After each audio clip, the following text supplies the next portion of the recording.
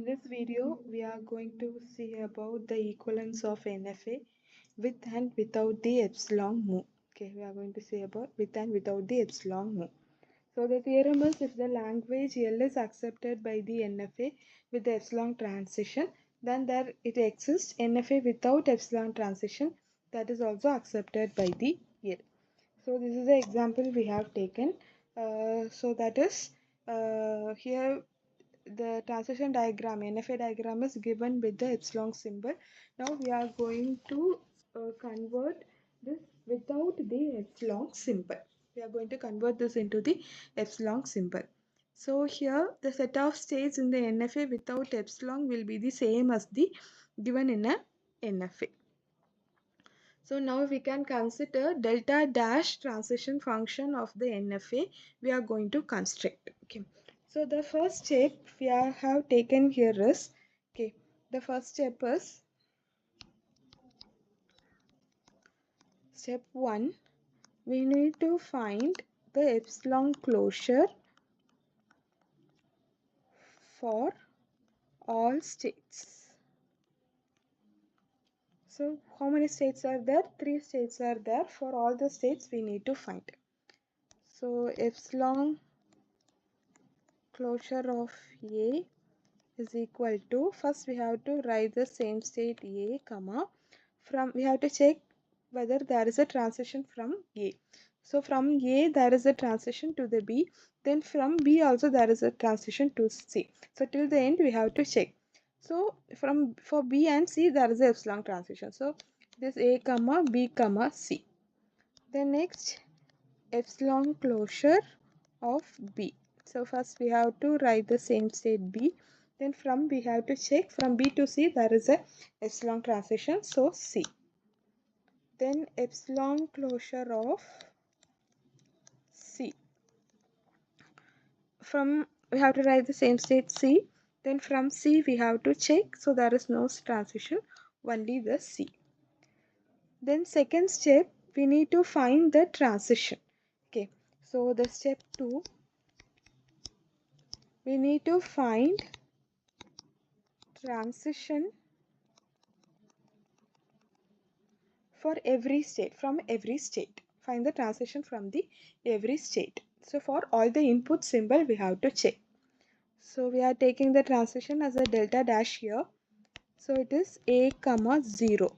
So it is equal to, we can write epsilon closure of delta of epsilon closure of A comma 0. Epsilon closure of A comma 0.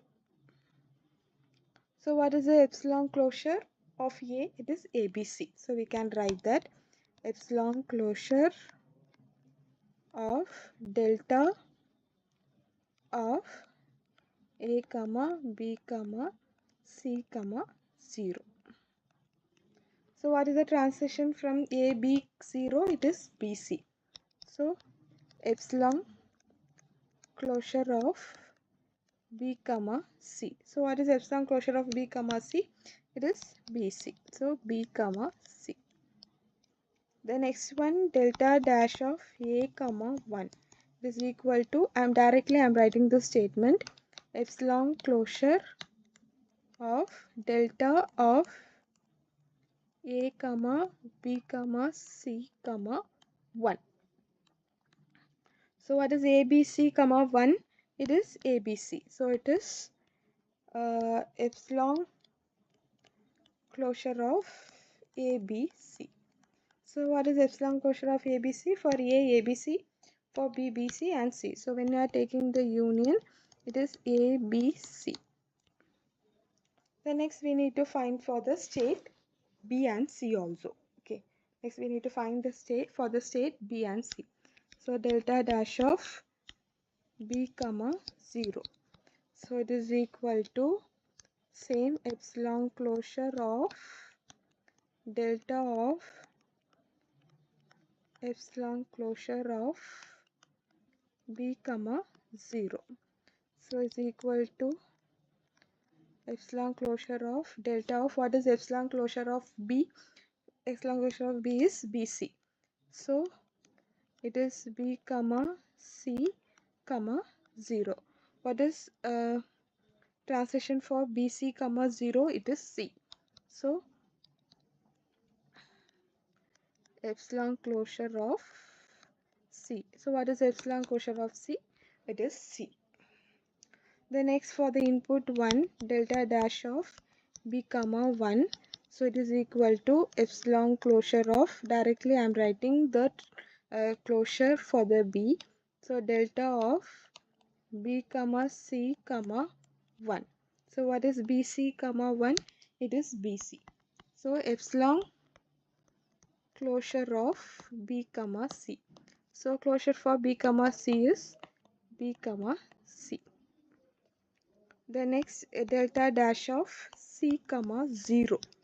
So we can write epsilon closure of delta of epsilon closure of C comma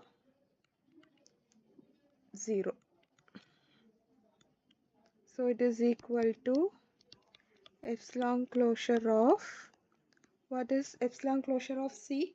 It is also C. So delta of C comma 0. So what is transition of C comma 0? 0. Sorry, C. So epsilon closure of C. Epsilon closure of C is C. Then delta dash of C comma 1. So epsilon closure of delta of, directly I am writing the epsilon closure of C. It is C comma 1. So what is C comma 1 transition? It is C. So epsilon closure of C, epsilon closure of C is also C. The next what we have to do, we have to construct the table and the diagram for this. Okay, so I will draw the table here. So the here only two inputs, so 0 and 1. And what are the states? A, B and C. So A, B and C here.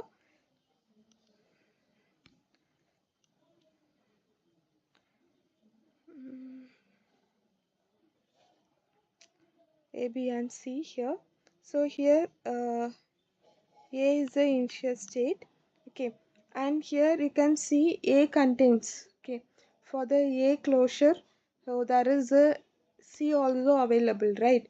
So C is also A is also considered as a final state, and already we know C is also final state. I am writing the C here.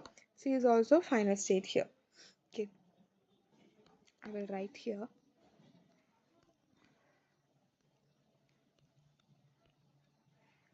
It is 0 and 1. It is A. A is the final state as well as the initial state, and B. So what is A comma 0? You can check. What is A comma 0? It is B comma C. And what is A comma 1? It is ABC. So it is B comma C, and this is A, B and C. The next, what is B comma 0? B comma 0 is C, and B comma 1 is BC. So it is C and B comma C. For the C, both are C. So it is C, and this is also C. Now we have to construct the transition diagram. So initial A is the initial state as well as the final state. I'm sorry, B is also final state because it contains BC, right? B is C also there. So B is also final state here. So here A is the final state as well as the initial state. From A, input for the input 0, it is going to the state B and C. So I am taking this as a B, so this is also final state. I am taking C, this is also final state.